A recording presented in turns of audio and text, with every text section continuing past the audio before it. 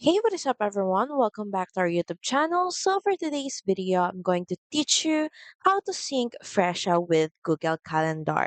So first, you may want to head over to fresha.com and of course, make sure that you're logged into your account. Next, at the top right corner of your screen, just click on your profile icon, then click on My Profile.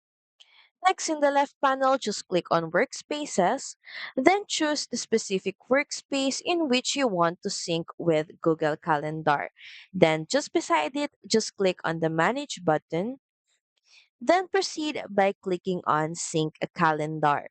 So, of course, we're going to pick Google Calendar, then proceed with Next Step. A window will then pop up and you will be prompted to log into your Google account. So just select the account that you want to be synced. So just proceed. You will then be asked, of course, to review and accept or grant access to permissions. So just proceed by clicking on continue. And lastly, choose how you want to sync your Google Calendar. So we're going to choose export events only.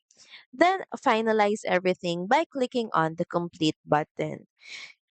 So that's pretty much it. Thank you very much for watching this video. I hope that you find this video helpful. And if you do, please don't forget to like, share, and subscribe to the channel. And I will see you again on the next one. Bye!